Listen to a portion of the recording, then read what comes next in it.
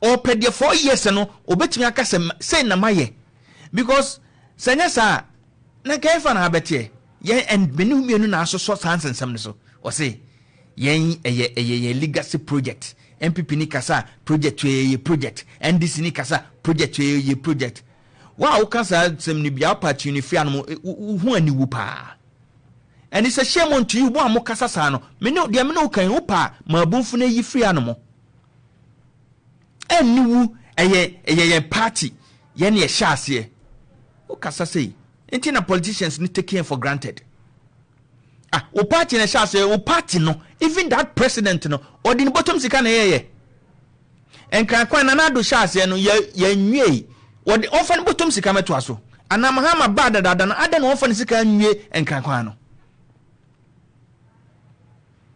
So we sit down near your party and the winner yen share we are how please ono na din sika sha ase na ayo man sika o.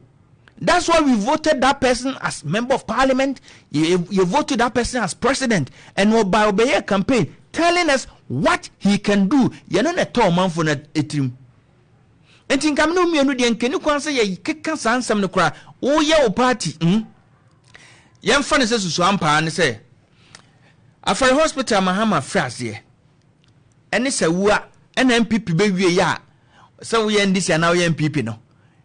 You know, the building. By a year, 4 years now, ye de party ni sa man ko ho no.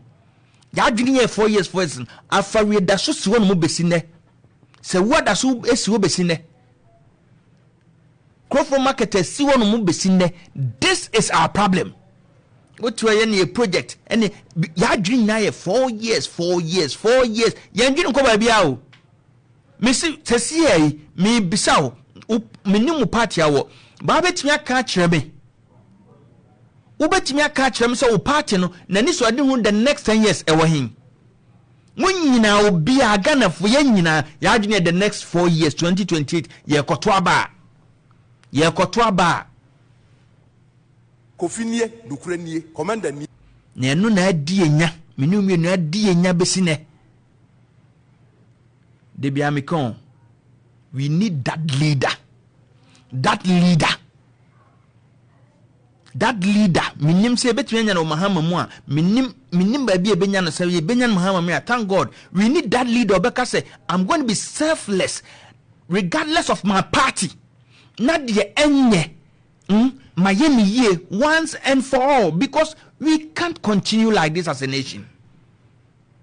We can't. There be o ye benya panyi bi obeka say Opemsuo de tebia nyame party say ebeko ye benya no next 4 years na mum de etie ne ye nye ni sei nanka de otoaso na eba no sebi se na adwene ni fie no so obeye bibi foforo a o manfo nyina be onso onye ni papa onye adwen pa mo ma no enso so we bia ye mampanyini.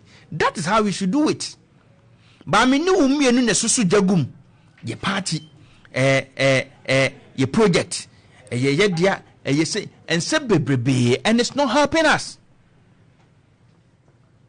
Away ye me ba me no kan no ye dinema bi ama achechiri yadwene 4 years na hayen enu nti obi aba opeso onye bibi onfa ne nsa nu anwanum nu enfa ne nsa yenkase wo ye bibi enso so ye ni hwe busy for nothing. I don't know yini nyina no wo hwe resources ayewo any ye dwumadi a ye parties anase ye mpanyimfo ne ba omo ye na so bi tramba bi ka say bia MPP be wa anya hwe ana onipa no ye boni aye ana NDC ba wo nya hwe na wo be ka say wa anya hwe because say ye resources ayewo ene dia omo de kire yen say we ne aye ne de na ne besi ne pa onum say na efere so what is say MPB ana ban bi begino say ye toilet amamo 2025 ene da so kan ye toilet amamo as policy say ana bibia o person project erade ene ye be che me ba no afutium me ba no agentre me ba no se me twu agina siso eye me no mienu because that